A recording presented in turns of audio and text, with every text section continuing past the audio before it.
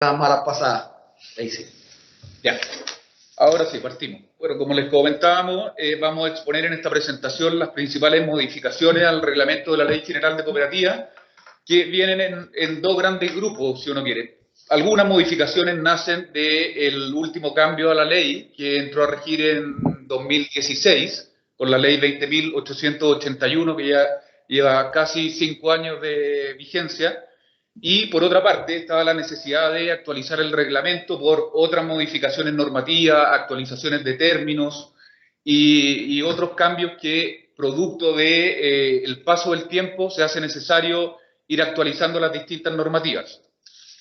¿Ya? Entonces, en esa línea, les comentamos que la presentación no necesariamente está estructurada en el orden del articulado del actual reglamento, sino que optamos por agrupar los temas en las materias que sean bastante parecidas y sobre un mismo título, en el fondo poder revisar 2 o 3 temas que son de la misma familia de modificación. Entonces, con esa prevención vamos a partir con la presentación. Las primeras modificaciones que introdujimos al reglamento tienen que ver, más que nada, como les estaba comentando, con actualización de términos. O sea, son netamente algunos cambios formales que nos dimos cuenta que era necesario realizar en el reglamento. Así, por ejemplo, se modificó el término reserva legal por reservas obligatorias, que lo vamos a explicar un poquito más adelante en otra de las láminas.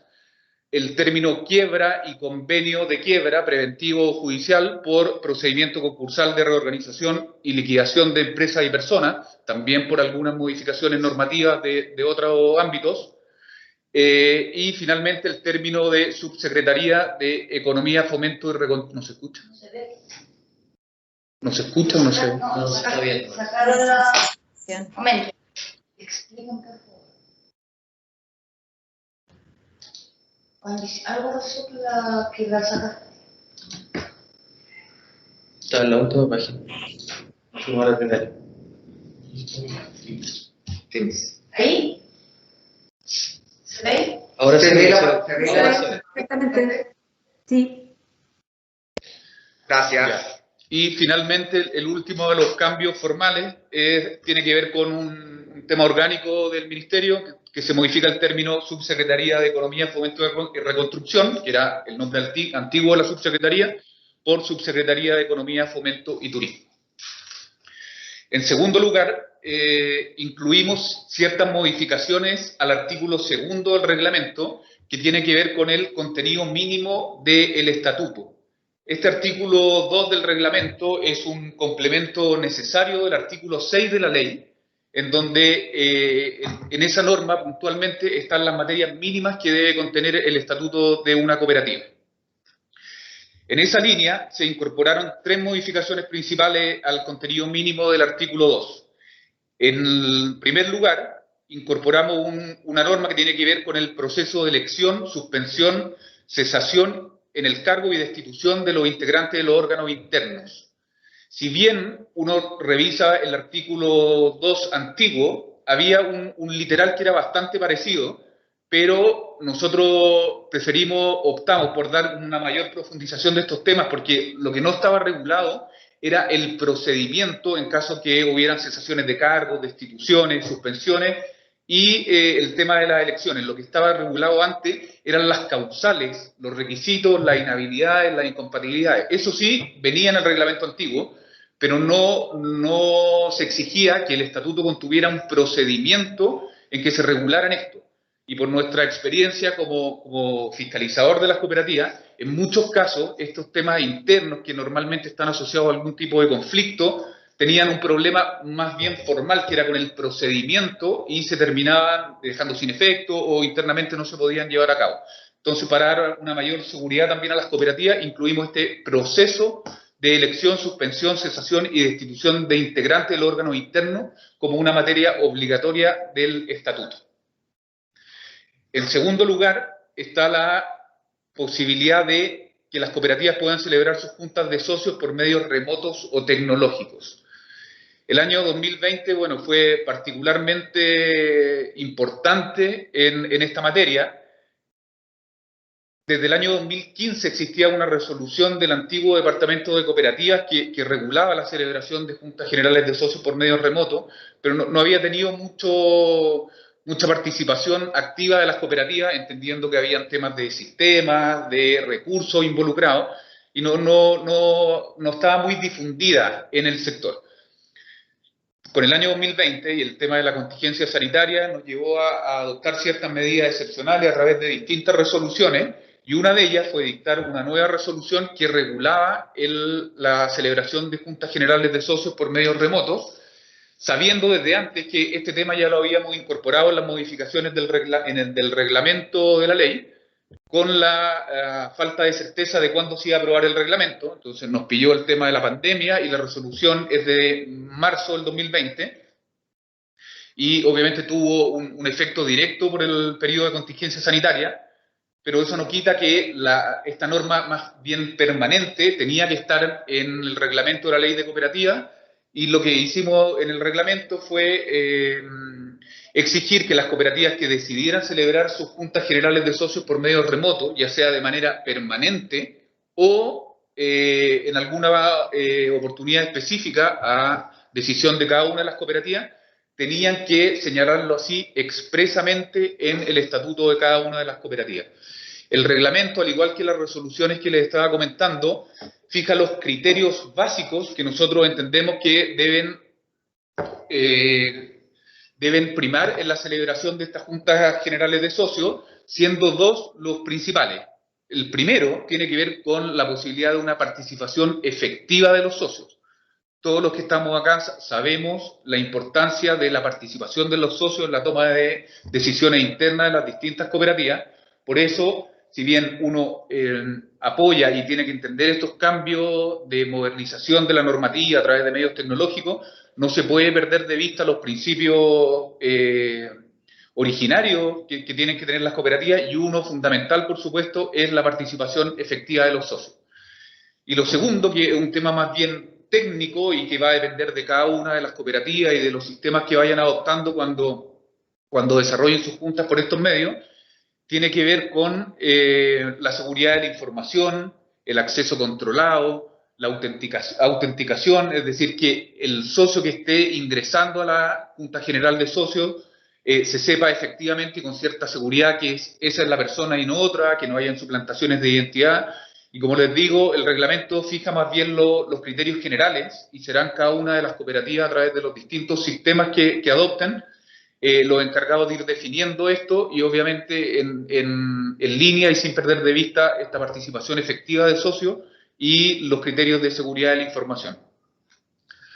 En tercer lugar, el artículo 2 del reglamento incorpora un literal en que se exige que el estatuto contenga un sistema electoral para los órganos colegiados que aseguren la representatividad proporcional por género de los socios de la cooperativa en base a el registro social de cada una de las entidades. Como todos sabemos, el tema género viene de la modificación del año 2016, quedó como una norma obligatoria, si bien con un desfase de tiempo desde cuando se tenía que empezar a implementar, pero es una norma obligatoria para ciertas cooperativas, con algunas excepciones que vamos a ver más adelante, pero se hizo necesario que el reglamento clarificara que el estatuto de cada cooperativa obligatoriamente debe contener este sistema electoral, que lo vamos a ver en detalle cuando veamos las normas de participación y de proporcionalidad de género. Bueno, en tercer lugar, una de las modificaciones al reglamento la agrupamos en el título que tiene que ver con las normas que incentivan el uso de medios digitales y remotos en las cooperativas. El primero de estos cambios tiene que ver con la forma en que se entrega la información a los socios y oponentes a socios. Como todos sabemos, cuando existen interesados en ingresar a una cooperativa, las entidades tienen que poner a su disposición obligatoriamente cierta información: el estatuto, los reglamentos internos, los últimos 2 balances, información de los representantes de cada una de las cooperativas, y la regulación anterior exigía que esto se hiciera en un formato físico. Bueno, en la línea de los cambios que les venimos comentando y de la modificación y actualización de la normativa, entendimos que era absolutamente necesario que esta entrega de información también pudiera ponerse a disposición de los socios y de los oponentes a socios a través de medios tecnológicos, especialmente o pensamos principalmente a través de un correo electrónico que cada uno de los interesados tendría que proporcionar a la cooperativa. Y esto también quedó claro que es a elección del socio o del interesado a ingresar como socio de cada una de las cooperativas. Será esa persona la que tiene la decisión final si es que la información se le entrega en un soporte físico o a través de un medio digital. En segundo lugar, y como veníamos conversando, dentro de las normas que incentivan el uso de medios digitales y remotos, estaba el tema de la celebración de juntas generales. Ya les comentamos el tema de los parámetros, los parámetros que exige el reglamento, la seguridad de la información, la participación efectiva de los socios, como criterios y requisitos necesarios para que la implementación de este tipo de juntas de socios sea algo beneficioso en el funcionamiento de las cooperativas, que permita su modernización y no genere problemas que, si bien se pueden dar por la implementación de estos temas nuevos, que sean en el fondo los menos y el rayado de cancha esté desde el minuto 1, y esa era la idea en el reglamento, de clarificar estos temas. Lo que también exige el reglamento en este tema de celebración de juntas por medio remoto, en el caso de las elecciones, para también tener una mayor seguridad, tanto las propias cooperativas, como nosotros como fiscalizador, y principalmente por el tema de los registros de los consejeros y de los gerentes. Lo que se exige en el actual reglamento es que cuando existan elecciones y las cooperativas decidan celebrar sus juntas por algún medio remoto, el procedimiento tiene que estar clarificado el procedimiento electoral, me refiero, tiene que estar clarificado y detallado en un reglamento de elecciones que tiene que ser aprobado por la Junta General de Socios previamente, solo para esos efectos. O sea, el reglamento de elecciones pasa a ser una norma indispensable en el caso que las cooperativas quieran celebrar sus juntas de socios por medio remoto y decidan llevar a cabo sus procesos electorales de esta forma. Como les decimos, esto tiene que ver principalmente con la seguridad de las propias cooperativas, de los socios, de los postulantes a los cargos de los órganos internos, y no hay que olvidar que en el evento de existir algún tipo de reclamación electoral, estos los conocen los tribunales electorales regionales y no nosotros como división. Entonces creímos que era absolutamente necesario regular esta materia en un reglamento de elecciones distinto del estatuto, con mayor detalle, con mayor profundidad de los temas. Muchas veces ustedes sabrán que hay estos famosos tricel, órganos calificadores, mesas escrutadoras de votos. Entonces, todo eso está perfecto que lo hagan las distintas cooperativas, con la única exigencia de que tiene que existir un reglamento de elecciones aprobado previamente por la Junta General de Socios.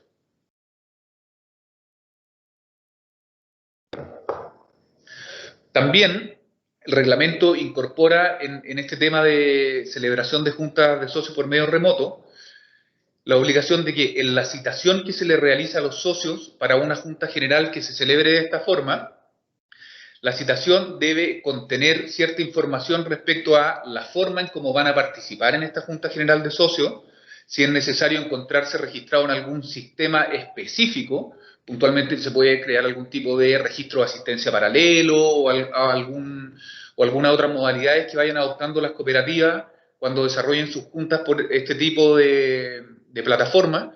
Y finalmente que se le informara si que tenían que estar registrados en algún sistema, y también que la citación que se les remitiera por primera vez cuando celebraran las juntas por un medio remoto tiene que contener la información relevante que cada una de las cooperativas estime que el socio debe contar al momento de participar en esta Junta General de Socios por medios remotos.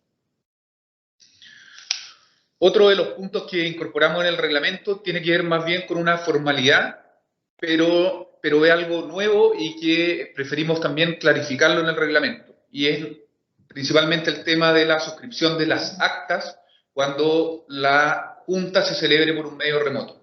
Lo normal y lo que todos conocemos ahora es que el acta de la Junta General de Socios, que se celebraba de la manera tradicional, tenía que estar firmada por el presidente del Consejo de Administración, el secretario y por 3 socios designados al efecto, llamados ministros de fe, quienes, una vez que estuvieran suscritas las actas por estas 5 personas, los acuerdos eran vinculantes y se podían llevar a cabo y a efecto en cada una de las cooperativas.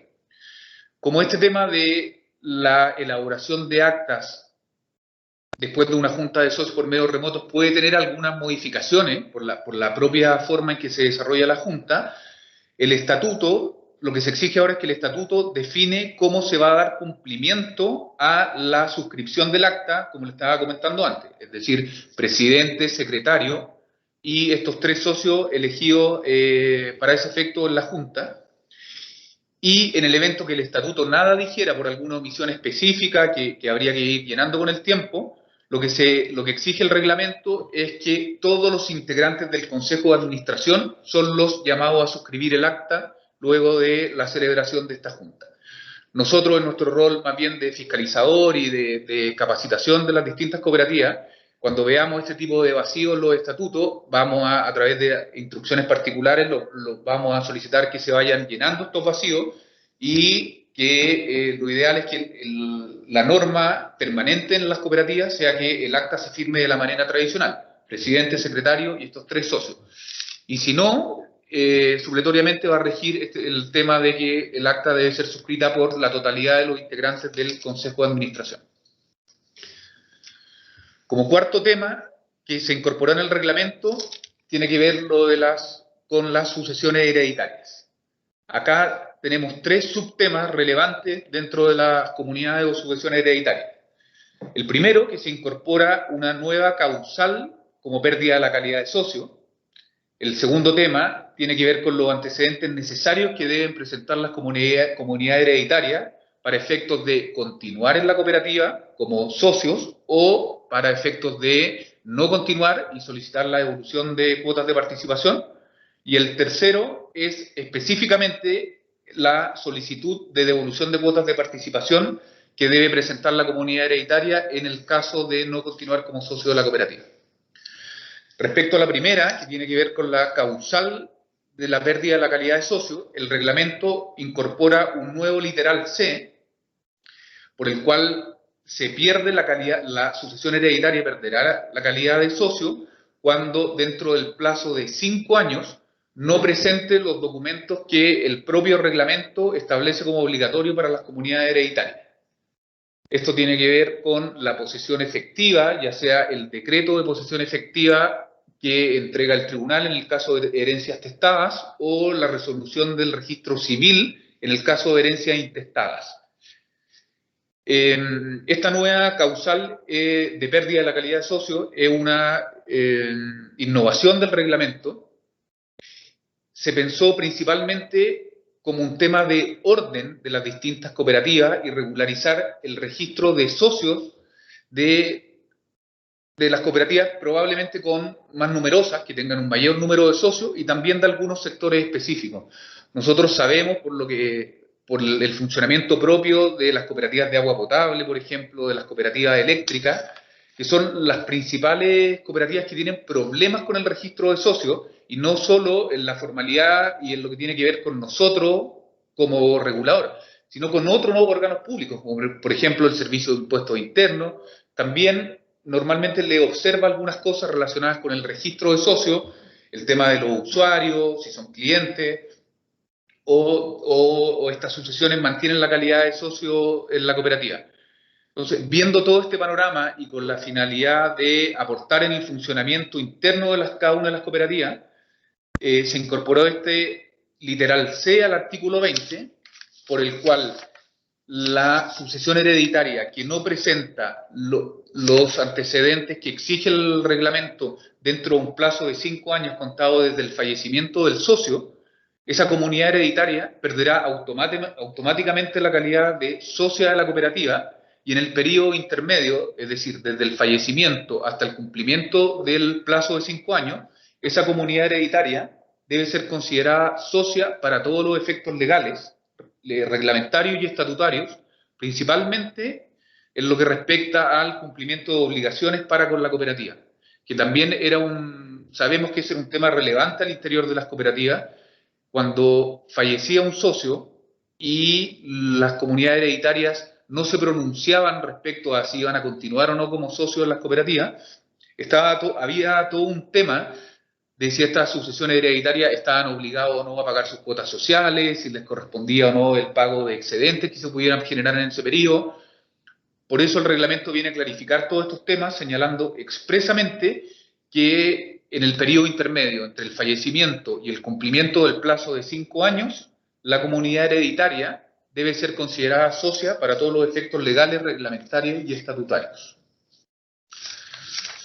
En segundo lugar, el reglamento también vino a clarificar algo que todos dábamos por sentado, pero la norma anterior solo lo trataba a propósito de la devolución de las cuotas de participación y como una exigencia a las comunidades hereditarias que decidían no continuar en la cooperativa como socios. Y esto tiene que ver con los antecedentes necesarios que debe presentar la sucesión ante la administración de la cooperativa, con la finalidad de señalar expresamente que quiere continuar con la calidad de socio que tenía el socio causante fallecido y la designación de procurador común. Respecto a la presentación de antecedentes, se los comenté recientemente, tiene que ver con la resolución exenta del registro civil en el caso de sucesiones intestadas y el decreto de posesión efectiva que otorgan los tribunales civiles en el caso de sucesiones testadas. Y por su parte, el reglamento también incorporó más bien una formalidad a la designación del procurador común, donde se exige que este procurador común que designe la comunidad hereditaria tiene que estar, su nombramiento tiene que constar en un instrumento público o en un instrumento privado suscrito ante notario. Esto con la finalidad de resguardar la identidad de las personas. Sabemos que las comunidades hereditarias, las sucesiones, pueden haber ciertas dificultades propias de la familia y ciertos problemas de identidad de los herederos. Entonces, con la finalidad de resguardar todos esos temas, optamos por que el reglamento contuviera la exigencia de que la designación del procurador común fuera por un instrumento público o privado suscrito ante notario.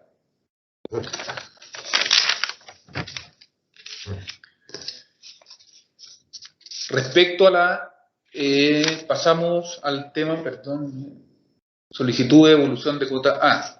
Respecto a este mismo tema, y como subtítulo final del tema comunidad hereditaria, se incorporó la obligación que tienen las comunidades hereditarias que deciden no continuar en las cooperativas como socios, de presentar formalmente ante la administración de la cooperativa la solicitud de devolución de cuotas de participación.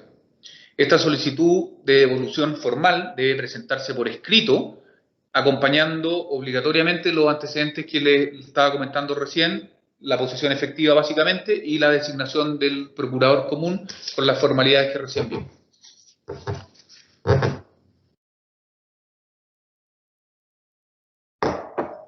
Otro de los temas que se incorporaron al reglamento, o que se clarificaron y detallaron, tiene que ver con la devolución de las cuotas de participación. ¿En qué temas? En los tres siguientes que vamos a ver. El primero, el reembolso de estas cuotas de participación a través de medios de pagos vigentes en cada una de las cooperativas. Se reguló la condición de ingreso de capitales equivalentes a los que se saldrían producto de este reembolso, en línea con la modificación del año 2016 a la ley de cooperativas. Y en tercer lugar, la determinación del valor del reembolso o el valor de la devolución de las cuotas de participación en base al balance cerrado del año inmediatamente anterior al que se produce la devolución.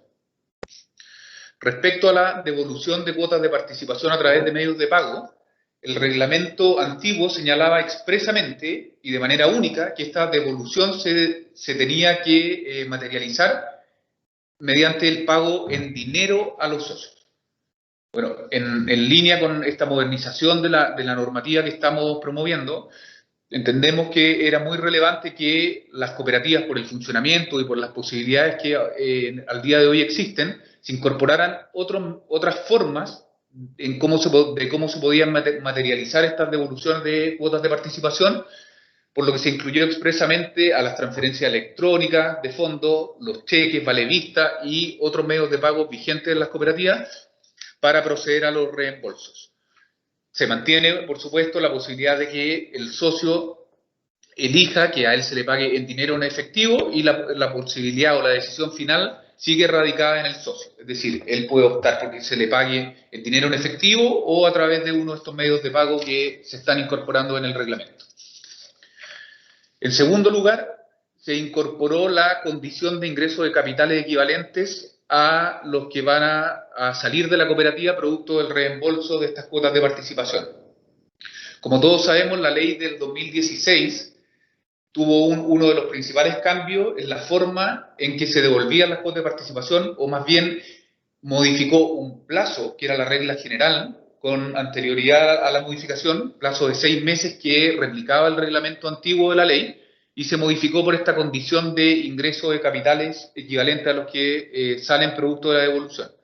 Entonces, la idea de esta modificación fue, primero, estar en línea con la modificación del año 2016 de la ley, y en segundo lugar, el sacar del reglamento la regla general de devolución en el plazo de 6 meses y incorporar la condición de ingreso de capitales equivalentes. Así, tanto la ley de cooperativas como el reglamento quedan conteste en la forma, o más bien la que sea la condición la que va a primar al momento de devolver la devolución de cuotas, al momento de proceder a la devolución de cuotas de participación, salvo, como dice la propia ley en el artículo 19, que los estatutos de las cooperativas incorporen plazos o condiciones más favorables para el socio, donde obviamente tiene que primar ese plazo o condición más favorable. Pero la regla general para las cooperativas que no tengan o no contengan algún plazo o condición distinto es la condición de ingreso de capitales equivalente a los que saldrán de la cooperativa producto de la devolución.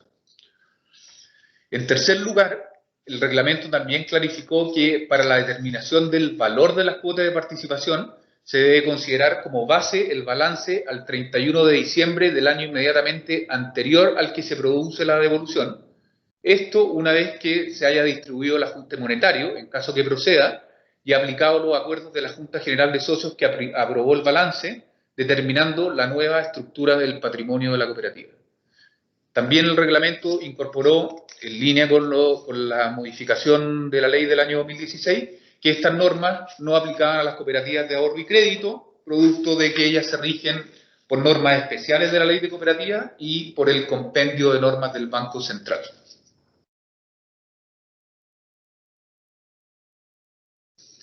Otra de las modificaciones que se incorporaron al reglamento tiene que ver con la celebración de juntas generales de socios. En primer lugar, el reglamento definió lo que se entiende por medio de comunicación social.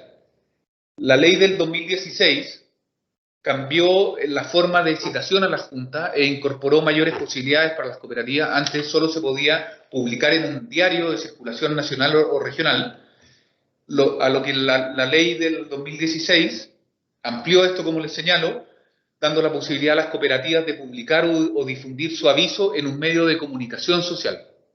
Lo que no estaba claro, y en algunas cooperativas, sobre todo las más pequeñas y con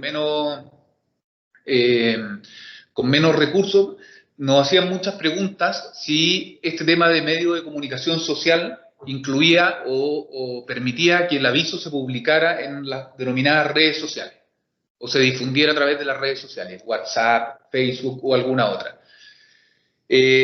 Por eso fue necesario que el reglamento incorporara expresamente la definición de medio de comunicación social, en línea con lo que señala la Ley sobre Libertades de Opinión e Información y Ejercicio del Periodismo, por lo que queda claro que las denominadas redes sociales no son un medio válido para publicar el aviso de citación o difundirlo a través de un medio de comunicación social. Ya no les voy a leer la definición que quedó incorporada en el reglamento, pero de la misma queda claro que las redes sociales no son un medio válido para publicar o difundir este aviso de citación a las juntas generales. En segundo lugar, el reglamento incorporó la forma de acreditar el cumplimiento de la publicación o la difusión del aviso. Muchas veces por nuestras funciones de fiscalización y supervisión de las cooperativas, teníamos ciertas dificultades en que las entidades pudieran acreditarnos fehacientemente que el aviso se había publicado en el día que lo señalaban, en la hora, en el lugar, que el contenido del mismo era efectivamente el que ellos nos estaban diciendo en sus presentaciones, por lo cual se hizo necesario que el reglamento clarificara esto y señalara expresamente que la sola exhibición de la publicación o del aviso de difusión de la citación a juntas generales era suficiente para acreditar esto. Y en el evento de que no contaran con la publicación o el documento que acreditara la difusión de este aviso, necesitaban necesariamente una certificación del director del medio de comunicación social que acreditara que el aviso se había publicado en cierto día, a cierta hora, el texto íntegro del aviso publicado y el alcance de las comunas o localidades donde este fue emitido. Este tema se puede ver como a lo mejor algo menor o un poco de interno de cada una de las cooperativas, pero tienen que tener en consideración que muchas veces los reclamos que recibimos de los socios de las cooperativas o incluso de terceros tienen que ver con la forma en que se citan a las juntas generales de socios y cómo se cumplen las formalidades de convocatoria. Por eso preferimos incluir expresamente en el reglamento este tema, quedando claro los antecedentes necesarios para acreditar tanto la publicación o difusión del aviso, y en el evento que no estuviera el documento original, era necesaria una certificación del director del medio de comunicación social que certificara las menciones que quedaron en el reglamento. Otro de los puntos que creímos importantes clarificar tenía que ver con la presidencia o quién preside las juntas generales de socios cuando se trata de cooperativas con administración simplificada. La ley del año 2016 dio la posibilidad a las cooperativas que tuvieran 20 socios o menos de simplificar sus órganos de administración y de control interno, señalando que estas cooperativas con un bajo número de socios reemplazaban su consejo de administración por un gerente administrador y reemplazaban o podían reemplazar su junta de vigilancia por un inspector de cuentas. O sea, pasaban a ser órganos unipersonales en vez de ser órganos colegiados. Tenía bastante sentido la modificación de la ley del año 2016 porque sabemos que si una cooperativa tiene 15 socios y tenían a 5 personas en el consejo de administración como titulares, algunos suplentes, y lo mismo se replicaba en la junta de vigilancia, esto traía muchas dificultades prácticas en el funcionamiento de las cooperativas. Lo que no estaba claro era quién presidía estas juntas ante la ausencia del gerente administrador en una cooperativa que tuviera administración simplificada.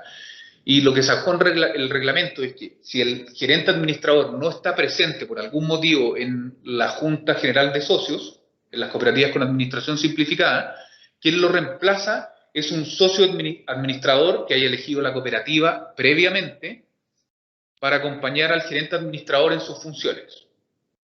En el evento que haya más de un socio administrador designado por estas cooperativas, será la propia Junta General de Socios la que determinará cuál de estos socios administradores va a presidir la Junta. Y en el evento que no hubiese socios administradores, el reglamento determinó que será la propia Junta General de Socios la que determinará que un socio elegido para ese solo efecto en la Junta será quien preside la asamblea por esa única vez ante la ausencia del gerente administrador o de los socios administradores.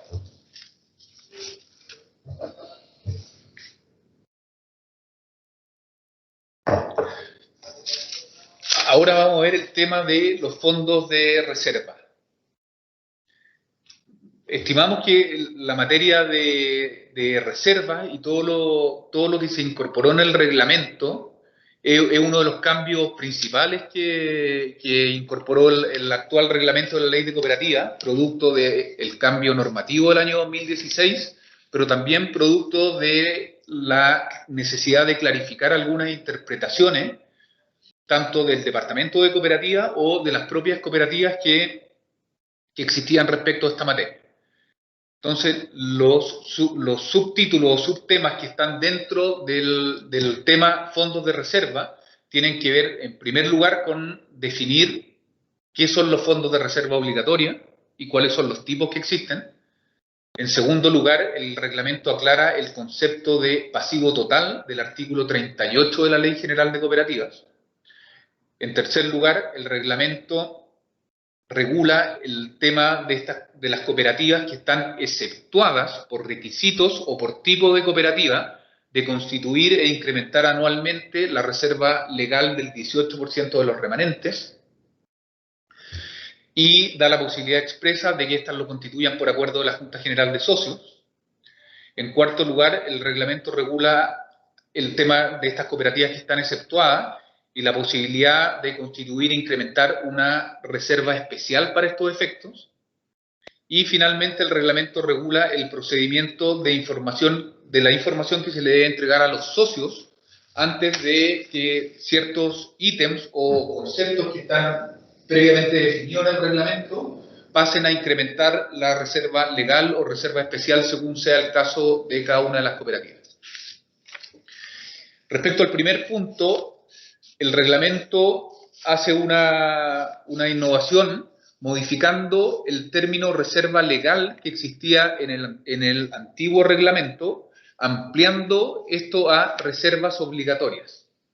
¿Por qué? Principalmente porque con el cambio de la ley del año 2016 ya no solo hablábamos de una reserva legal, que era la por todas conocido, con las leyes anteriores aplicable solamente a las cooperativas de ahorro y crédito y abiertas de vivienda, pero a partir del 2016 pasó a ser la regla general esta reserva legal en la mayoría de las cooperativas, salvo las que están exceptuadas y vamos a ver más adelante, además de incorporarse la reserva o el fondo de provisión del 2% de cuotas de participación, de devolución de cuotas de participación en caso extraordinario.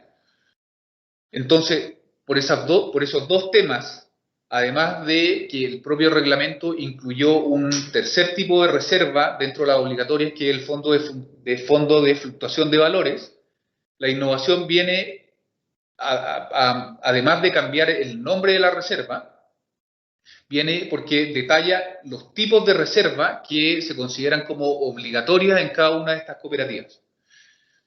Además, el cambio buscaba, más que buscaba, el cambio no pierde de vista y no modifica que las reservas obligatorias, antiguamente denominadas bajo el concepto de reserva legal, el origen de estas reservas no se cambia. Está en la ley de cooperativa, tanto del 18% del remanente, el 2% para la devolución de cuotas de participación en caso extraordinario, y el fondo de fluctuación de valores. Esas tres reservas, denominadas actualmente como obligatorias, mantienen su origen en la ley y por ende siguen siendo reservas legales, por lo que el cambio es más bien metodológico y tiene que ver con que el reglamento incorpore expresamente los tres tipos de reservas obligatorias o legales que actualmente existen, pero no se modifica el origen de estas reservas, que sigue siendo legal. En segundo lugar, el reglamento aclaró el concepto de pasivo total que está contenido en el artículo 38 de la Ley General de Cooperativas a propósito de las cooperativas exceptuadas de constituir la reserva legal del 18% del remanente por el cumplimiento de los requisitos. Como sabemos, el artículo 38 exceptúa de la obligación de constituir esta reserva del 18% del remanente a dos grandes grupos de cooperativas. En primer lugar, a las cooperativas que cumplen los requisitos que la propia ley establece, o sea, aquellas con un patrimonio superior a 200.000 unidades de fomento y que cumplan la condición de que el resultado de la división entre el patrimonio y su pasivo total sea igual o superior a 2. Ese es el primer grupo de cooperativas exceptuadas. Y en segundo lugar están las cooperativas exceptuadas por clase o tipo de cooperativa. Dentro de estas tenemos a las cooperativas de ahorro y crédito supervisadas por la Comisión para el Mercado Financiero, las cooperativas de trabajo, de cooperativas campesinas, de pescadores y de servicios escolares.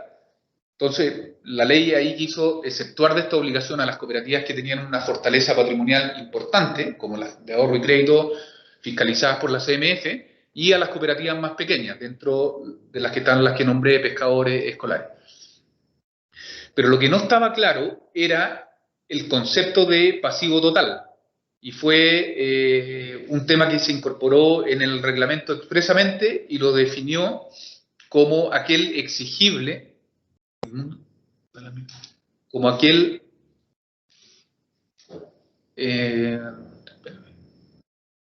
No, perdón. no más adelante. No, estaba bien.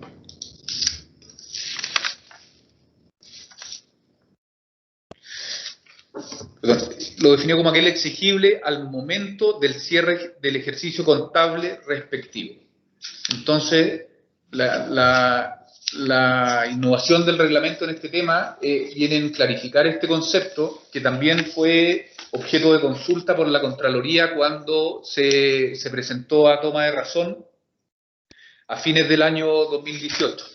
Entonces tuvimos que dar algunas explicaciones y por qué era necesario que el concepto pasivo total de la ley, que no tenía definición o algún tipo de apellido, debía ser clarificado en el reglamento.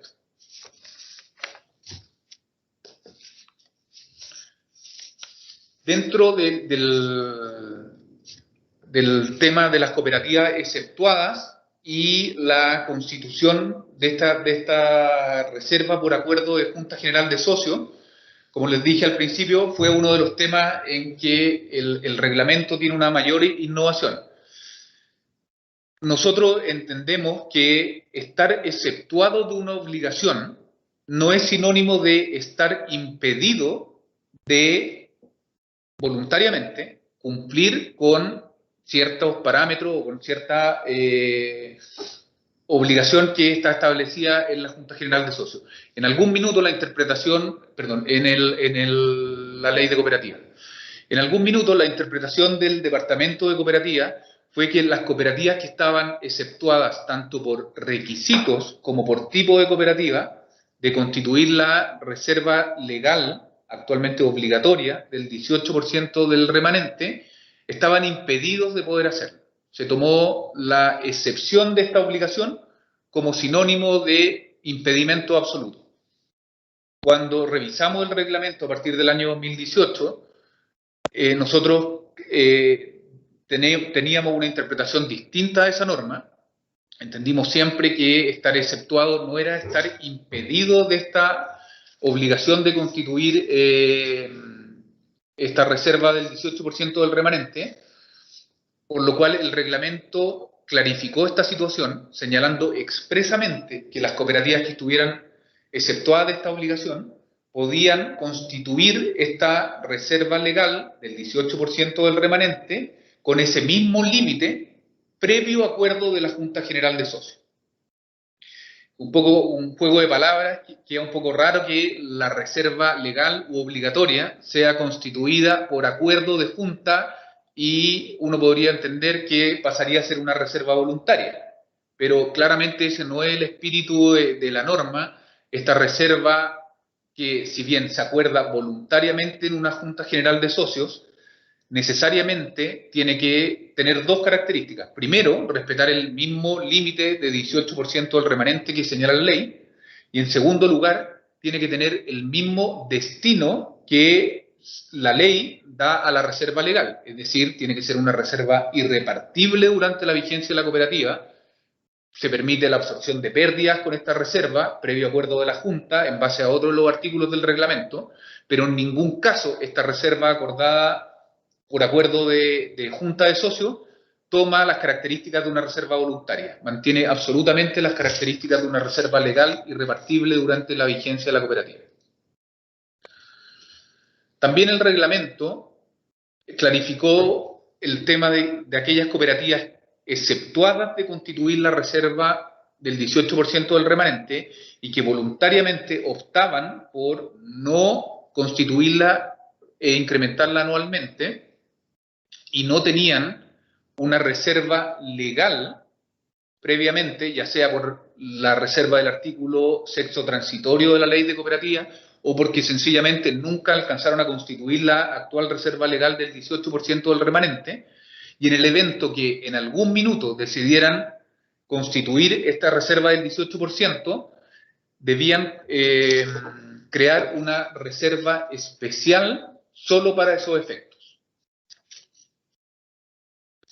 En tercer lugar, el reglamento clarifica el procedimiento de información que se le debe entregar a los socios previo a que los conceptos que detalla el reglamento, que pueden ir constituyendo esta reserva legal o especial dependiendo del tipo de cooperativa, como son los excedentes o los intereses al capital no retirado en el plazo de 5 años, los fondos sin destinación específica y algunos otros que nombra el reglamento.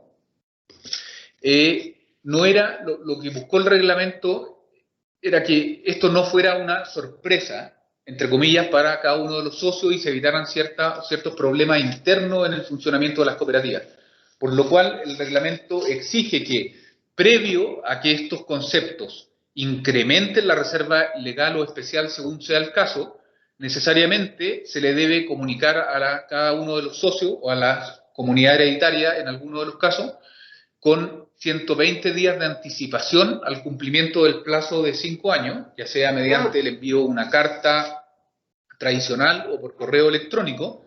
Se le tiene que comunicar que los fondos están a su disposición y en el evento que estos socios nada dijeran, y una vez llegado el plazo de 5 años, las cooperativas sin más trámite constituyen o incrementan esta reserva legal con esos montos. Respecto a la absorción de pérdidas de años o ejercicios anteriores, el reglamento actual clarificó que esta absorción de pérdidas se podía hacer con los valores acumulados en el fondo de reserva del artículo 6º transitorio de la Ley de Cooperativas, cosa que ya también venía de la modificación del año 2016. Y en segundo lugar, que esta absorción de pérdidas con reserva legal, también aplicaba para aquellas cooperativas que estaban exceptuadas de constituir e incrementar la reserva legal, pero sí tenían fondos acumulados en la reserva del artículo 6º transitorio. Este tema quedó en el actual artículo 105 de la ley del reglamento de la Ley de Cooperativas, que en una parte importante no tuvo mayores modificaciones, pero en estos dos temas que les estoy comentando se agregó expresamente estas posibilidades. Y ahí en la segunda lámina se muestra que esta posibilidad también es aplicable para aquellas cooperativas que están exceptuadas de la obligación de constituir e incrementar la reserva legal del artículo 38 de la Ley de Cooperativas, pero que mantenían valores en dicha reserva de conformidad a lo dispuesto en el inciso anterior. Es decir, estas cooperativas también pueden absorber pérdidas con los fondos que tengan acumulados en esas reservas. En esa reserva, perdón, del artículo 6º transitorio. Respecto a las federaciones, confederaciones e institutos auxiliares, el reglamento detalló ciertas obligaciones que el producto del cambio de la ley del año 2016 quedaron un poquitito en el aire con esta distinción que hizo la ley respecto a las entidades que desarrollan actividades económicas, entidades de representación me refiero, que desarrollan actividades económicas en beneficio de sus socios o de terceros, versus las entidades de representación que, como su nombre lo dice, solo representan intereses de sus propios socios y no desarrollan actividades económicas. Entonces, lo que hizo el reglamento fue clarificar la obligación que tenían, las obligaciones que actualmente tienen las entidades que solo se dedican a representar intereses de sus propios socios, la que actualmente consiste en la remisión de sus actas de Junta General de Socios, de constitución del Consejo de Administración, las formalidades de convocatoria a esa junta y el formulario administrativo histórico de las cooperativas, que se denomina ficha de datos, pasan a ser documentos obligatorios que deben remitir estas entidades de representación anualmente a la División de Asociatividad. Por su parte, el reglamento también incorpora la obligación para este tipo de entidades de remitir anualmente su balance e informar a la división si es que efectivamente están solo anualmente también tienen que informar esto, si están solo desarrollando actividades de representación o si en la práctica están desarrollando actividades económicas en beneficio de sus socios o de terceros, como legítimamente lo pueden hacer, solo que producto del cambio de la ley del año 2016 se cambia, en el fondo, más que nada por temas de fiscalización y de cumplimiento de requisitos, el paradigma, en el fondo, de que estas entidades de representación que desarrollan actividades económicas son consideradas cooperativas para todos los efectos legales y reglamentarios y, por ende, tienen obligaciones mayores respecto de las que solo desarrollan actividades de representación en beneficio de sus socios. El reglamento también quiso dar o clarificar ciertas facultades con las que actualmente cuenta la División de Asociatividad y Cooperativas por ley, pero fue necesario fortalecer el título del reglamento donde estaban estas facultades del Departamento de Cooperativas, como les digo, clarificando que respecto tanto de las cooperativas supervisadas como de las cooperativas fiscalizadas, el departamento la actual división de asociatividad cuenta con ciertas facultades expresas relacionadas con la posibilidad de examinar todo tipo de documentos respecto a las cooperativas sujetas a su supervisión, objetar, suspender o prohibir la ejecución de ciertos acuerdos adoptados en juntas de socios, en sesiones de consejo de administración, requerir cierta información específica de cada una de las cooperativas sujetas a su supervisión,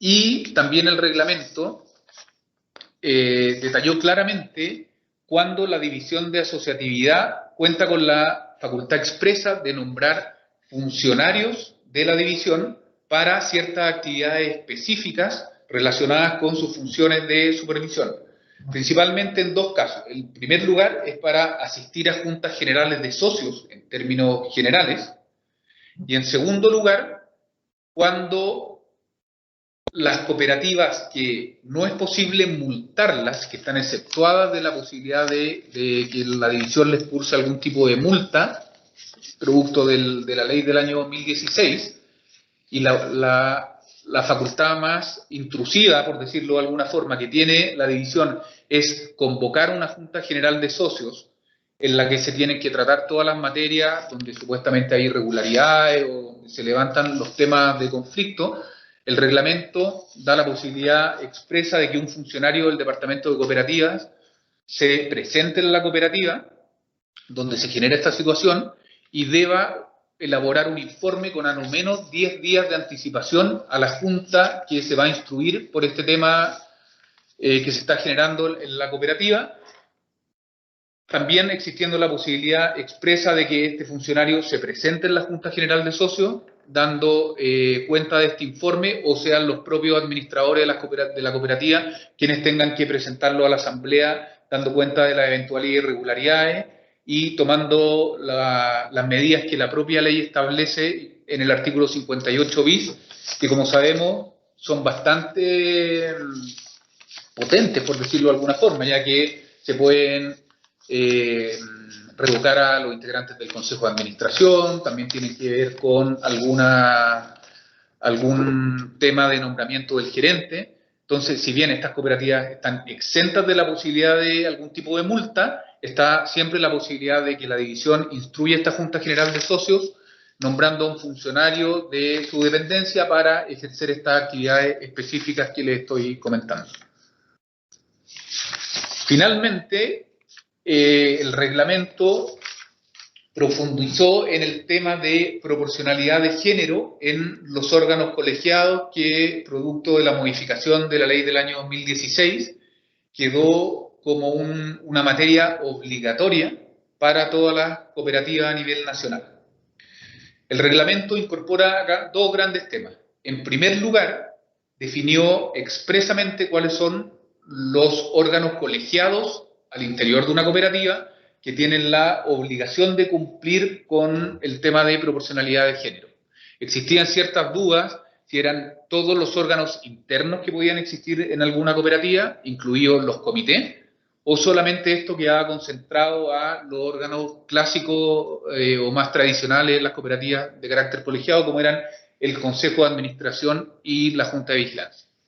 El reglamento clarificó este punto, señalando que solo el Consejo de Administración y la Junta de Vigilancia son los órganos colegiados que tienen la obligación de respetar el tema de la proporcionalidad de género, dejando fuera a todos los otros comités de socios que pudieran existir y tuvieran una composición colegiada también al interior de las cooperativas. Eso es un gran avance, como les digo, viene a clarificar este punto y entendemos que era la interpretación lógica de este tema, porque en el caso de cooperativas de ahorro y crédito, o los comités de crédito o algunos otros comités internos en distintos tipos de cooperativas, siempre creímos que no era el espíritu original de la ley, era una obligación que ha costado cumplir, que es bastante exigente, entonces quedó concentrada para estos dos órganos colegiados internos de las cooperativas. Y en segundo lugar, el reglamento señaló cuáles eran las cooperativas que estaban exceptuadas de cumplir esta obligación de proporcionalidad de género.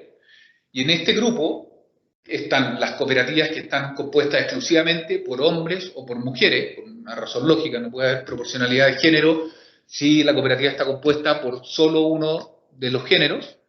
Y en segundo lugar quedaron exceptuadas de esta obligación las cooperativas que tienen la administración simplificada por tener 20 socios o menos, o independiente que no tengan alguna administración simplificada y tengan los órganos tradicionales, consejo de administración y junta de vigilancia, solo por el número de socios disminuido que tienen estas entidades, también están exceptuadas de la obligación de cumplir con las normas de proporcionalidad de género que establece el artículo 24 de la Ley de Cooperativas.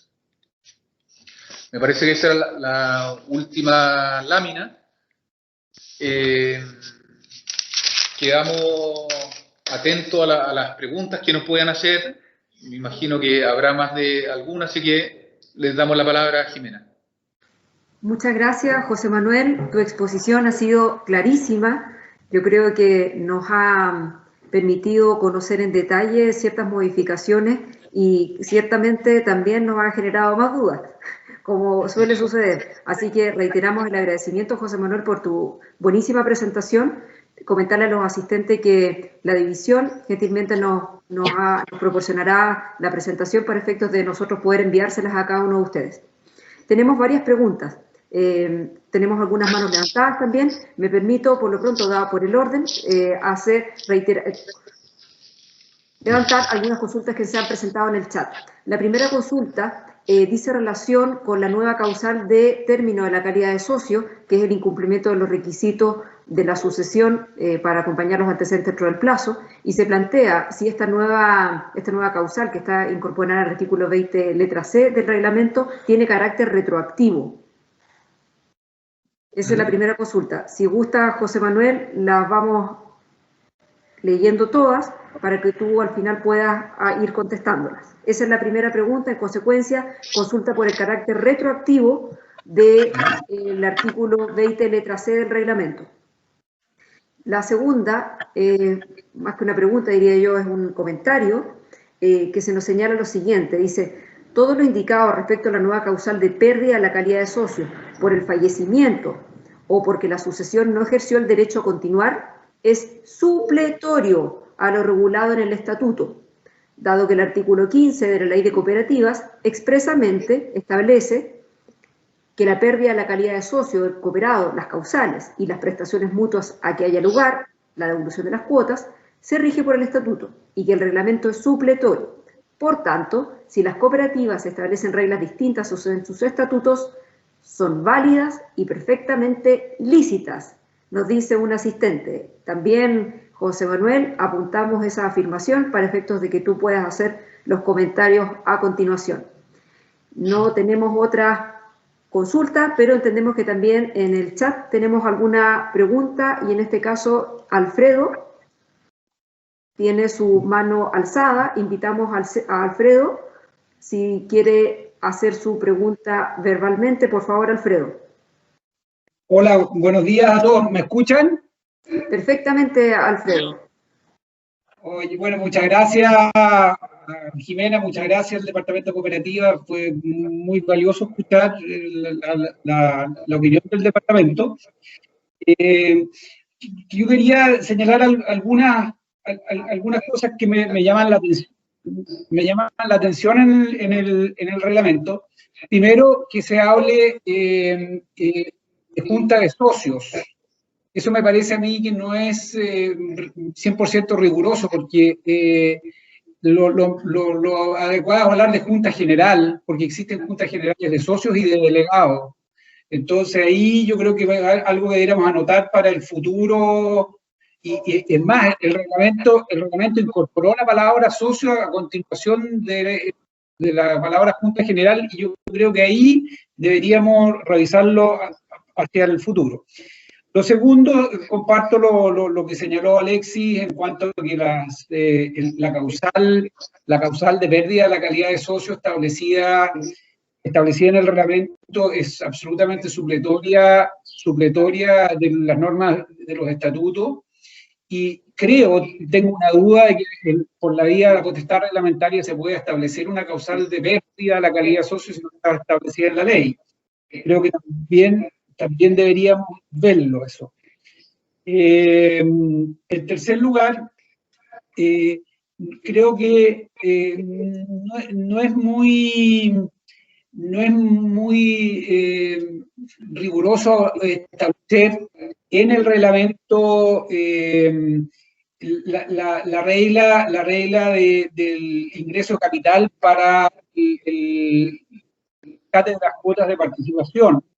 Al menos se debió haber señalado la excepción que se contiene en el artículo 19 de la ley, porque quien lee solamente el reglamento puede tener que confundirse. Yo creo que esa confusión también se extiende al departamento de cooperativas, porque yo he debido responder algunas consultas con respecto a los rescates que cumplen o no cumplen con la norma del artículo 19 de la ley. Las cooperativas pueden tener normas estatutarias más favorables para los socios, ¿ya? Entonces, ahí me habría gustado que el reglamento al menos hubiese incluido esa situación. Lo tercero es que cuando se habló de la definición del pasivo, se habló del pasivo exigible, y la norma dice pasivo existente, ¿ya? La verdad que el pasivo existente no dice nada. No dice nada. Por ejemplo, yo les pregunto, ¿incluye o no incluye el capital? ¿Se toma o no se toma en consideración el capital en cuenta de participación para determinar el pasivo? El pasivo existente es todo. Es todo. Entonces, eso sería bueno aclararlo, creo yo. Después, la norma hay normas que vienen de atrás, que también sería bueno revisarlas. Por ejemplo, el tema de la obligación de capitalizar previamente los excedentes e intereses no distribuidos. Eso no existe en las cooperativas. Es una copia de la ley de sociedades anónimas, por la que las cooperativas no se puede dar nunca. Los excedentes de intereses, una vez acordados, están distribuidos. Una vez acordados, son propiedad de los socios. Por lo tanto, nunca se podrían capitalizar. Y la propia ley establece que una vez acordadas los excedentes y los intereses, los no retirados en el plazo de 5 años van a fondo reserva. Por lo tanto, nunca se pueden capitalizar. Ese es un tema que yo creo que deberíamos ver para una próxima modificación del reglamento. Y bueno, hay algunas normas que vienen de atrás que no vale la pena mencionar ahora, pero que podríamos en una próxima reunión en conjunto con el Departamento de Cooperativas analizarlas. Alfredo, muchas gracias por tus observaciones. Hemos tomado nota de ellas. Algunas dicen relación con observaciones que están para revisión y otras se incorporan al listado de preguntas. Tenemos 2 consultas más, les pedimos ser preciso. Tenemos dos personas, María Jesús y Juan Pablo Rivadeneira. María Jesús, por favor. Muchas gracias, Jimena. Buenos días a todos. Mi pregunta es bien acotada y es más bien en un sentido práctico.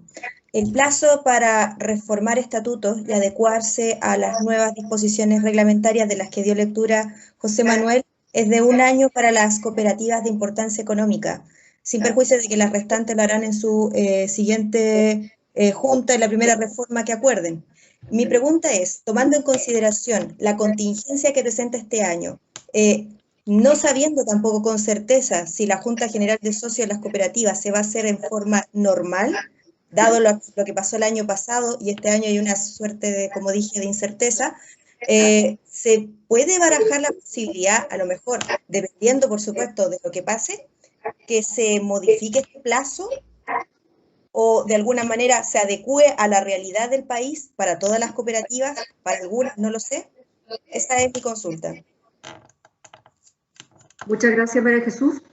Para efectos de un orden metodológico, vamos a tomar la pregunta de Juan Pablo Rivadeneira. A continuación le damos a la palabra a José Manuel, porque si no se nos van a ir acumulando muchas y las vamos a olvidar. Y luego retomamos las preguntas que estén pendientes. Vemos ya que hay una persona más que ha incorporado. Juan Pablo, tú levantaste la mano y con esto terminamos la primera ronda de preguntas. Hola, buenos días a todos y a todas. Mi pregunta es la siguiente y es respecto al artículo 24 del reglamento del nuevo, que señala que el reembolso de las cuotas, respecto al reembolso de las cuotas de participación. Ahí, al final de esa... Se dejó escuchar. Juan Pablo, no te escuchamos. Estabas hablando del artículo 24 y el reembolso de las cuotas. Lo perdimos. Juan Pablo. Espérate. Ahora... Ahora sí, te escuchamos nuevamente. Ya. Mira, mi consulta es respecto al reembolso de las cuotas de participación en las cooperativas de ahorro y crédito. El artículo 24 del nuevo reglamento señala que el artículo 24 que regula el reembolso señala que este artículo no se aplicaría a las cooperativas de ahorro y crédito, lo que en esta materia se regirán por las normas del Banco Central. Sin perjuicio de eso, yo creo que hay un conflicto de normas acá porque el artículo 19 de la propia ley de general de cooperativas regula esto y dice que tratándose de las cooperativas de ahorro y crédito en ningún caso podrán devolverse cuotas de participación si en que se hubieran enterado la cooperativa previamente aportes de capital por una suma igual o equivalente al monto de las devoluciones requeridas. Entonces, por una parte, se aplica el 19 y por otra parte, el nuevo reglamento dice en el artículo 24 que esto no se aplica a las cooperativas de ahorro y crédito. Yo creo que eso hay que estudiarlo y ver cómo solucionar ese tema. Perfecto, Juan Pablo. Bueno, hemos tomado nota de las preguntas. Le pedimos a José Manuel si puede iniciar la ronda de respuestas. José Manuel, por favor. Gracias, Jimena. Respecto a las dos primeras preguntas que se pueden agrupar a la pregunta y al comentario, relacionados con el término de la calidad de socio y esta nueva causal que incorpora el reglamento, claramente no tiene el carácter de retroactivo. La retroactividad en el evento de que pudiese existir debiese estar definida en una ley y no en el reglamento. Entonces, en ningún caso puede tener el carácter de retroactivo esta disposición. Y respecto al comentario, estamos absolutamente de acuerdo. Efectivamente, son disposiciones supletorias a las disposiciones que cada una de las cooperativas puede regular en su estatuto. No hay que olvidar que el inciso segundo del artículo 11 del reglamento lo señala específicamente, que las normas de ese título son supletorias a las disposiciones estatutarias que cada una de las cooperativas puedan tener respecto a la adquisición, ejercicio y pérdida de la calidad de socio. Así que, efectivamente, eso es una disposición supletoria. El tema del pasivo existente y lo relacionado a la pregunta que hizo Juan Pablo, el artículo 24, lo va a ver Edmundo. Contesto la pregunta de María Jesús respecto al plazo. Efectivamente, como ha pasado a partir de marzo o fines de febrero del año 2020, toda nuestra normativa, resoluciones administrativas, incluso nuestros oficios e instrucciones, están siempre condicionadas a la evolución de la contingencia sanitaria. Lo que hablábamos antes, la celebración de juntas generales por medios remotos, si bien es algo que uno tiene que propiciar y que se vaya incentivando y se vaya dando con el tiempo, no existe ninguna posibilidad de obligar a las cooperativas a celebrar, y tampoco está el espíritu de eso, de que se celebren por medios remotos. Por ende, las juntas generales de socios tradicionales o a través de medios de forma presencial siempre van a estar condicionadas a la evolución de la contingencia sanitaria y no habría que descartar que el plazo de un año que quedó en el reglamento, habría que, en la eventualidad que esto se diera y en su minuto, buscar el ajuste necesario para adecuarlo a la realidad del país. Cuando nadie se puede exponer por cumplir una norma reglamentaria a no acatar las medidas de la autoridad sanitaria. Así que respecto a ese punto, obviamente habrá apertura en su minuto, hay que ver la forma en que esto se podría abordar, pero claramente es un tema que se tiene que revisar en su minuto. Y la precisión que hizo Alfredo de juntas de socios y juntas generales, efectivamente habría que verlo. Al ser una norma reglamentaria, me parece que siempre está la posibilidad que a través de algún tipo de resolución exenta, pues nosotros podamos ir clarificando algunos de estos conceptos, regulándolo, mejorando la normativa. Así que en eso, por supuesto que hay una apertura total de parte nuestra, que podamos ir viéndolo en su minuto y claramente quedamos atentos a los comentarios que nos puedan hacer y en lo que nosotros mismos vayamos pesquisando cuando se vayan implementando estas nuevas normas del reglamento. Le doy la palabra a Edmundo. Sí, me voy a referir al tema, a la consulta que decía relación sobre la falta de rigurosidad respecto de la denominación del pasivo exigible versus el pasivo existente. Yo creo que la duda tiene su origen y por eso es que preferimos aclararlo en el reglamento. La duda tiene su origen en si debe considerarse el patrimonio como pasivo, ¿ya? Y la verdad es que ahí es donde está el origen de la deuda, porque, o sea, el origen de la duda, porque en definitiva de lo que estamos hablando aquí es de si ese aporte de capital, que forma parte supongamos que tenemos todo el capital, todo el patrimonio capitalizado, si ese patrimonio es deuda o no. En el origen, efectivamente, los aportes generados por los socios podría desde el punto de vista más conceptual y básico, lo que se señala es que la entidad le debe estos recursos a los dueños, digamos, o a los socios en este caso. Pero la verdad es que quisimos aclararlo porque ese, si bien podría considerarse como una deuda, la verdad es que no lo es, porque uno de los requisitos que tiene que tener la deuda es efectivamente que pueda ser exigible. En el caso particular de las entidades distintas a las cooperativas, no existe manera que alguien que haya tenido o que tenga propiedad sobre una acción, por ejemplo, pueda ir a la entidad y pedir la devolución de los aportes de capital hechos a través de la compra de acciones o a través del aporte de derechos si es que no es una sociedad anónima. En el caso particular de las cooperativas, los socios son considerados como tales y no como acreedores, ¿cierto? Por el hecho de que tienen cuotas de participación. Cuando su salida ha quedado perfeccionada y pierden la calidad de socios, entonces entran y quedan en una condición de ex socios. Ahí se podría recién considerar que esa devolución, ¿cierto?, constituiría una deuda exigible para la institución, en este caso para la cooperativa. Y por eso es que en el reglamento, en el articulado, lo definimos claramente. Y por eso es que decimos que debe considerarse o se considera como pasivo, este pasivo existente del que se hacía mención, pasa a ser pasivo exigible, o sea que el acreedor tiene la posibilidad cierta de pedir su pago, ¿ya?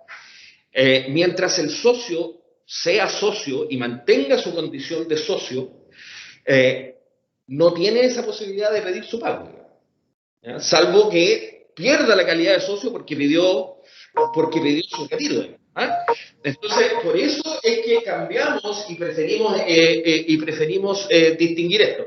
O sea, en términos simples, pasivo exigible es toda aquella deuda distinta a los aportes de capital constituidos por cuotas de participación vigente. Eso. Gracias, José Manuel. ¿Sí? Y Eduardo. Sí, Eduardo, Jimena. ¿sí hay una de las respuestas que está pendiente? Si no, mientras tanto le damos la palabra a Eduardo Coloma, que también nos quiere hacer una consulta. Mientras tanto, Eduardo, por favor, tienes la palabra. No sé si nos quedan preguntas que no hayan sido tomadas. Eduardo, no. le pedimos, mientras tanto revisamos eso, Edmundo, le pedimos a Eduardo Coloma que nos pueda generar su nueva pregunta.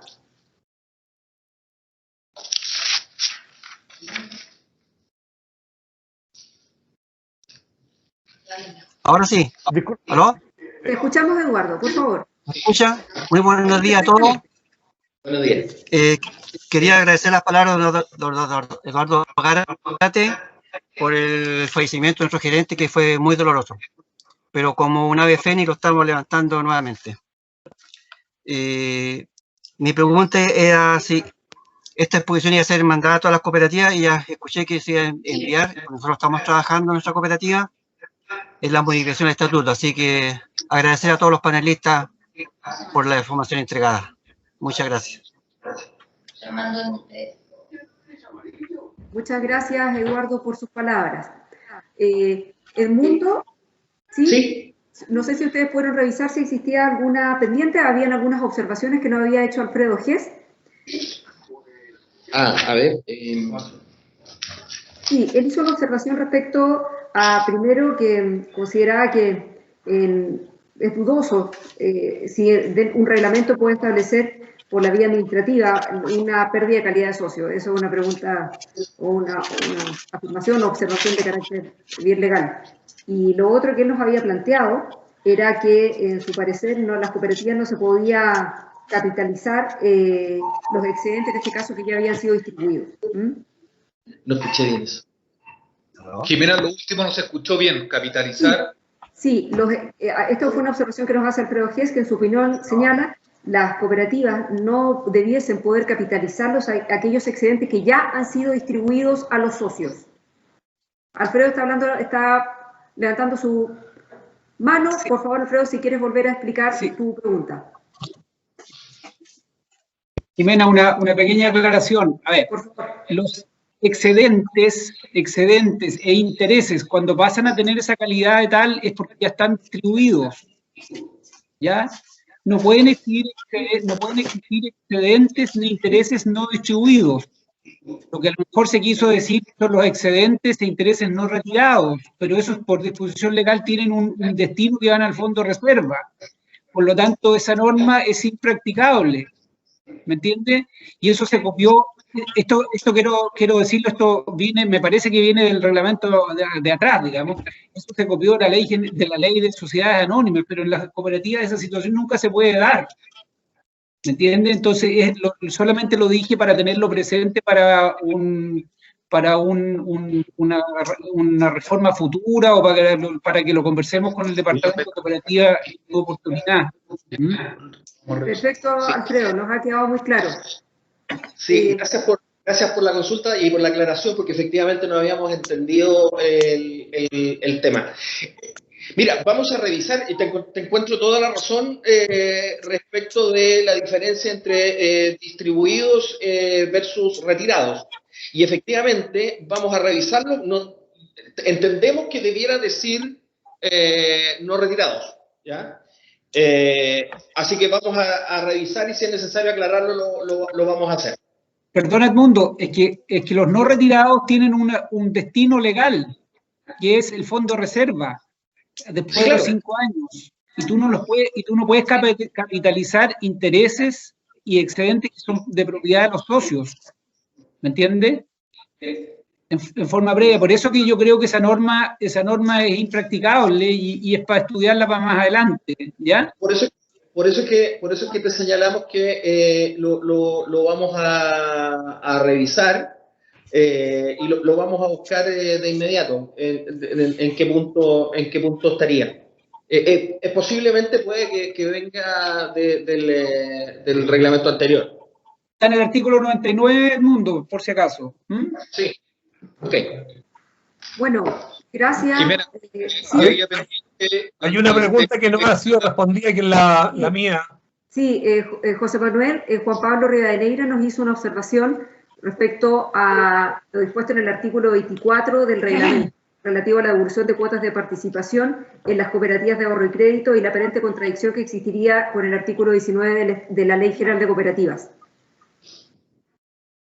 Sí, ahí el reglamento habla del artículo 19, que es el que aplica para las cooperativas, para todas las cooperativas, salvo para las cooperativas de ahorro y crédito que tienen su tratamiento especial en el artículo 19 bis. Por lo que le pediría a Juan Pablo que me pudiera clarificar un poquitito más ese tema que no me quedó tan claro. Lo que pasa, José Manuel, es que el artículo 24 del reglamento, en el inciso final, dice que no se aplicará a las cooperativas de ahorro y crédito, lo que en esta materia se regirán por las normas del Banco Central. Y ahí habla del reembolso de las cuotas de participación. Y a mi entender, eso ya está regulado en la Ley General de Cooperativas en el artículo 19 bis. Entonces, ¿quién regula las cooperativas de ahorro y crédito en ese sentido, en la devolución de las cuotas de participación? ¿El Banco Central o la Ley General de Cooperativas? Te entiendo. El comentario que, en tu opinión, habría faltado clarificar ahí que esto también tenía regulación en la Ley de Cooperativas y no solo en el Banco Central. Exactamente, Ya, porque lleva una confusión. Sí, es un punto, pero si me preguntas a mí, estando la regulación en la ley, esta es una norma reglamentaria, estando la regulación en la ley y ante esta eventual contradicción, en mi opinión tiene que primar siempre la regulación legal, que en este caso sería lo del 19 bis, donde se hace expresamente mención también al compendio. Entonces, si bien se puede generar esto, porque a lo mejor el artículo no fue tan detallado, yo creo que está cubierto porque existe una norma legal que regula esta materia. Sí, yo pienso lo mismo, por eso hay un conflicto de interés y por eso el último párrafo del artículo 24 del reglamento estaría de más.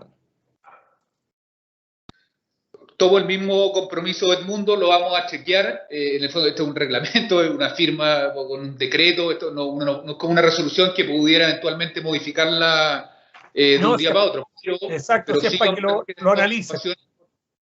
Para revisarla, efectivamente analizarla y, como señalamos antes, eventualmente poder detallarla más en alguna resolución exenta que pueda, aclaratoria que pueda cubrir estos temas.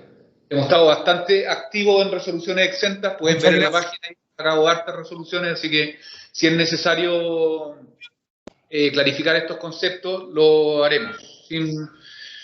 Quiero contestar lo de la pérdida de la calidad de socio y esta eventual discusión o posibilidad de que esta nueva causal esté en el reglamento y no en la ley.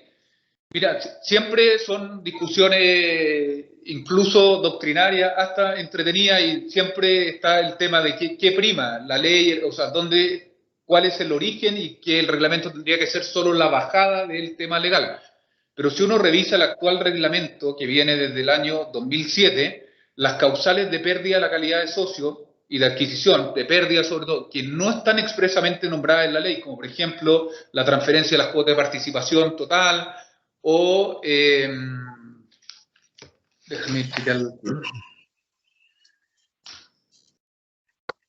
O la imputación del valor de las cuotas de participación a la adquisición del dominio en inmuebles para las cooperativas de vivienda, o la pérdida de la personalidad jurídica en personas jurídicas, tampoco son normas que salían de la ley anterior ni en la actualmente vigente. Entonces, en mi opinión, incluir una causal de pérdida de la calidad de socio va en línea con el reglamento anterior. Y en segundo lugar, como comentamos recién a través del comentario que se hizo, es una causal supletoria a las disposiciones estatutarias, porque así está establecido expresamente en la ley. La ley también señala que todas estas materias de adquisición, ejercicio y pérdida de la calidad de socio se rigen por el estatuto. El reglamento tiene un artículo que dice exactamente, un inciso dentro de un artículo que dice exactamente lo mismo. Así que no sé cómo lo verá quien hizo la pregunta, pero en mi opinión, eso, además de ser supletorio, no innova en nada respecto a un reglamento que estuvo vigente prácticamente 13 años y que no generó mayor problema. Es una causal nueva, entendiendo que siempre puede existir una discusión de qué es ley y qué es reglamento, pero seguimos la línea absolutamente de lo que venía del reglamento del año 2007. Muchas gracias, José Manuel. Bueno, sin duda que hay una serie de interpretaciones, es propio de la profesión, ¿no es cierto?, que las normas en algunos casos tengan más de una lectura. Bueno, estamos en tiempo, no podemos continuar, sin embargo tenemos una última pregunta de una persona que ha alzado la mano y con esto vamos a terminar la sesión. No sé si fue casualidad, no sé si la persona que levantó la mano la quiere hacer la pregunta, si no, con esto vamos finalizando. ¿No? Sí. No. ¿Sí? Sí. Con esta sería la última pregunta, por favor. Sí, claro. ¿Me escuchan? ¿Me escuchan? Perfectamente. Don Hernán, cuéntenos. Sí, Hernán Juber, de la Cooperativa Somnaval. Buenos días, felicito a todos los expositores y a quienes hayan hecho preguntas, son muy interesantes. A mí me llama la atención un artículo del reglamento del 67 que aparentemente no fue citado en la exposición porque tiene algunas modificaciones solamente, que tiene algunos conceptos jurídicos que yo quisiera poder conversar y que el departamento aclarara. Primeramente, en la parte nueva, que agregó una modificación en el inciso cuarto, habla de socios usuarios. Por lo que yo entiendo de derecho cooperativo, el concepto de socios se antepone a usuarios. Toda la ley general de cooperativas, las normativas están para los socios, no para los usuarios. Entonces, este concepto socios-usuarios me llama la atención. Y el otro aspecto de este mismo artículo está en que en la letra de este artículo 67 define lo que es persona natural y señala que cuando el estatuto contemple para ser requisito para ser consejero o dirigente, que sea socio. Entonces me pregunto, desconozco en qué cooperativa podría un socio, no un dirigente, ser socio. Entonces esas dos inquietudes que no se trataron hoy día, pero quisiera que me las aclarara José Manuel Enrique, por favor. Gracias. Sí, don Muchas Hernán. gracias, don Hernán. José Manuel, por favor. Gracias, Jimena. Respecto al término usuario, dos cosas. Primero, eso no es una modificación del actual reglamento. Ese tema venía del reglamento anterior en el mismo artículo 67 y la interpretación histórica que ha tenido acá es que se refiere a los socios que desarrollan actividades con la cooperativa, usuarios de los servicios de la cooperativa. Porque esta norma está relacionada con la posibilidad o la composición del Consejo de Administración. Entonces, está limitado a tiene que ver también con la designación de las personas jurídicas y está limitado a una minoría de ellos. Entonces, la mayoría del Consejo que esté compuesto por socios usuarios, o sea, gente que efectivamente tiene operaciones con la cooperativa. Eso en primer lugar. Y lo segundo, lo de persona natural. Don Hernán, el tema, como estábamos conversando antes, de los requisitos para ser consejero, para ser socio, también es una materia que está entregada al estatuto de cada una de las cooperativas. Entonces, en nuestra opinión, si es que un estatuto no exige para ser consejero tener la calidad de socio, nosotros no le vemos ningún problema porque hay norma legal y reglamentaria que cubre esa situación. Sí queda entregada al estatuto de cada una de las cooperativas y mientras eso esté perfectamente detallado no hay ningún problema. No sé si le contesto con esos dos temas. Muchas gracias, colega. Muy claro. Gracias. Muchas gracias, Hernán y José Manuel. Bueno, con esto hemos llegado a término. Me gustaría que Eduardo nos pudiese despedir, agradecerle en nombre de la Asociación de Cooperativas y sus cooperativas de segundo y primer grado que han estado acá, a cada uno de ustedes. Eduardo, por favor, si nos da tu despedida. Muchas gracias, Jimena. Lo primero, agradecer la participación de todos ustedes. La convocatoria fue muy, muy buena, así que muchas felicitaciones también. Es súper importante tener estos espacios de conversación que hoy día yo creo que de a poquito nos hemos ido acostumbrando, que ya no es tan terrible hacerlo a través de videoconferencia. Les confieso que a mí al principio me costó acostumbrarme, pero nos permite estar con más gente y también solucionar el tema de los desplazamientos, ya que nuestras instituciones, ustedes saben que 75% están fuera de la región metropolitana. Decirles también un mensaje de que las puertas del ministerio están abiertas para ustedes.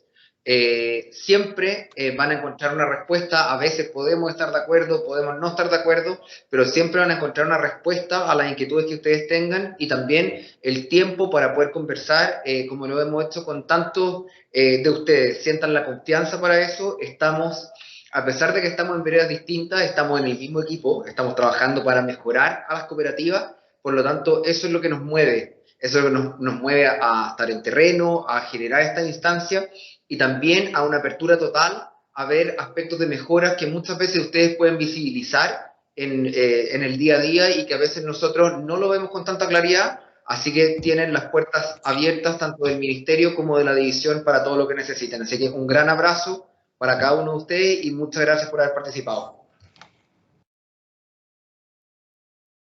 Gracias, Eduardo, y muy buenos días para todos. Chao, Muchas que estén gracias. muy bien. Adiós. Nos vemos. Muchas gracias, adiós. Hasta luego. Chao. Gracias. Chao, chao. Hasta luego, muchas gracias. Hasta luego, gracias. Gracias, hasta luego.